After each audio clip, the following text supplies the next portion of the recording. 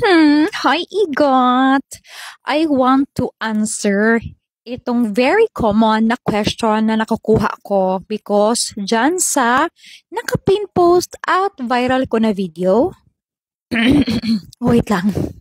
Kasi I want to be direct. Ayoko nga yung mga madaming pasikot-pasikot. And if matyaga lang kayo dito sa account ko, madami kayong makukuhang tips because I am Sheena, your visa DIY buddy and your friendly guide going to PH Immigration. Ang dami nang nakakuha doing DIY. Sila lang yung nag-process, sila lang yung nag-asikaso. Everybody, everybody, every are welcome dito sa account ko. If gusto nyo na kayo lang yung mag-aasikaso, then go. Walang problema dyan. Kaya nga, nag-share ako ng kung ano-ano na, diba? Pati yung paghahanap ng AFAM. Go! Because mostly sa mga inaasikaso ko the same case like me, I was a visit visa holder for two times.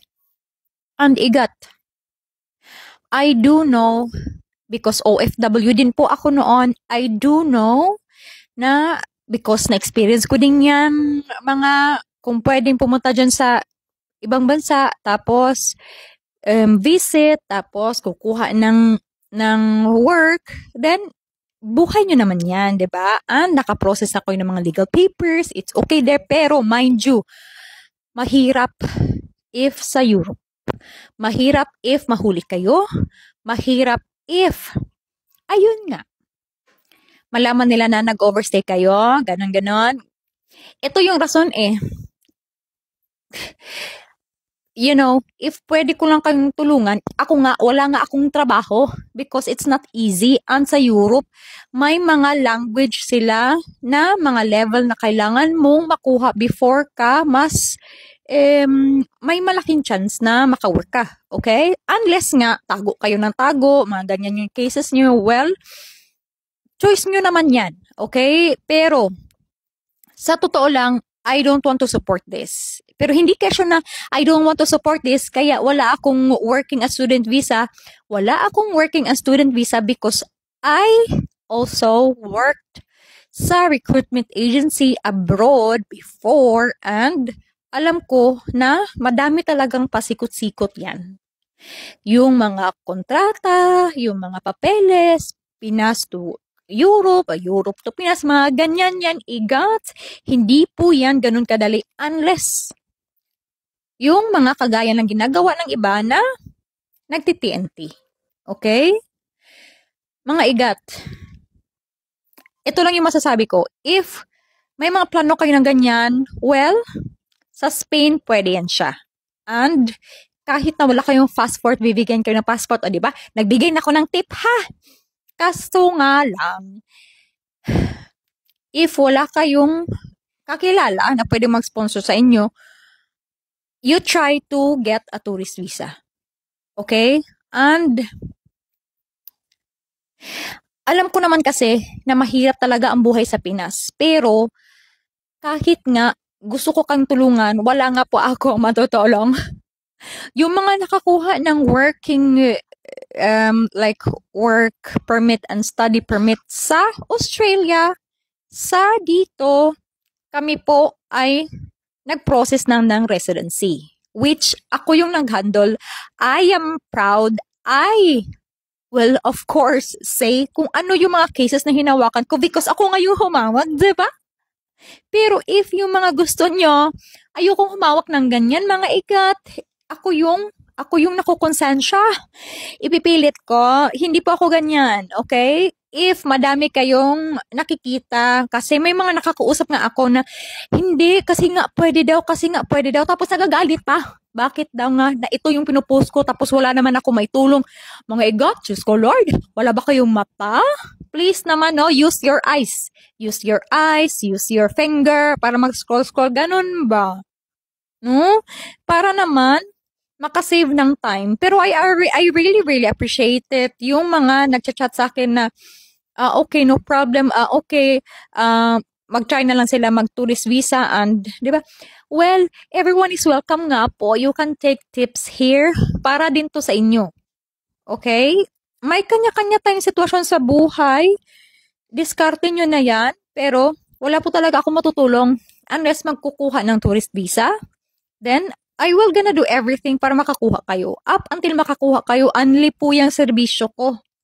Especially if sa Pinas kayo na kahit may visa na kayo, alams na ako nga, na-offload nga ako. May sarili akong pera, sinabihan ako na, may ano ka, wala pong kuha noon. Kasi nga, OFW ako, nagduda sila.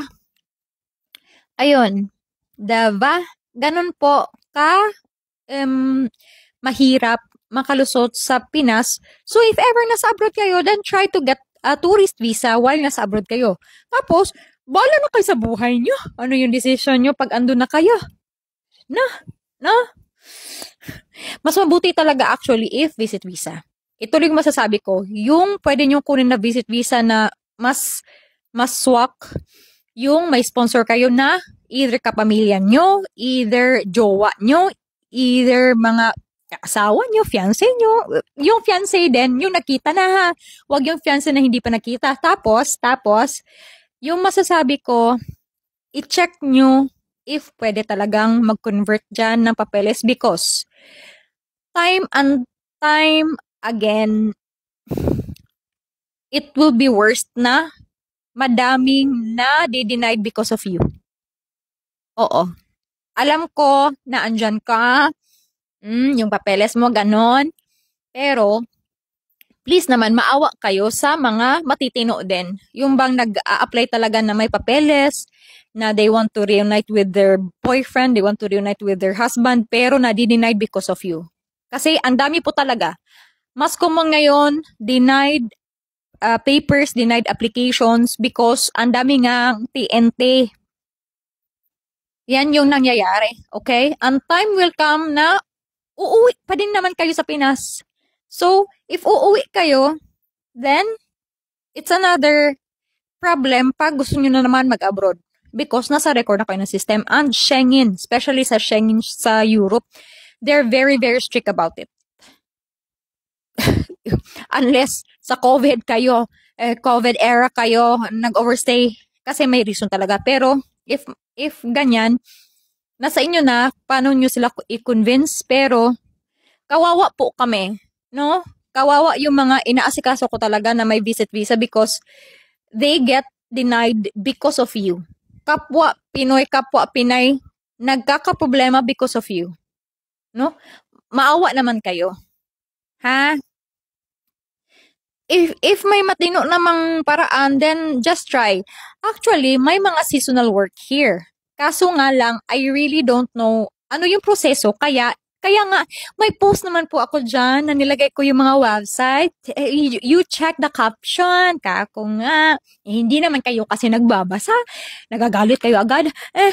So, ano yung mga post mo? Then, what's the purpose of your account? Oh my goodness. Kung magbasa, malalaman nyo lahat-lahat. Okay? And if masipag kayo, mag-scroll kayo hanggang sa pinakauna na post ko. Then you will know. Ay, naku, mga igat. Minsan, mahirap kayo kausapin, but I make time for it because gusto kong tumulong. Yun nga lang. If hindi ko kaya kong tulungan, talagang sasabihin ko na I do not process this kind of visa. So, try to get tourist if wala talaga kayong kakilala or sponsor or anyone. Ganun talaga. That's how it is. Mas mabuti naman actually na susundin natin yung rules, no? Kaysa sa mahihirapan nga tayo. Okay? Intindihin na lang natin yung isa't isa ba? Ganun dapat. Igat, wag yung pakeme-keme ka. Hindi ka nga kasi nagbasa. Yung ito gamitin, ha? Ito. Okay? Kasi lahat, if ano yung pwede kong itulong tinatalak ko na agad, igat. Pati kakatihan ko, tinatalak ko na. Pati pa paano makaharapan, tinatalak ko na. Ano pa ba? Ha? Ay, nako. Hirap nyo kausap talaga minsan.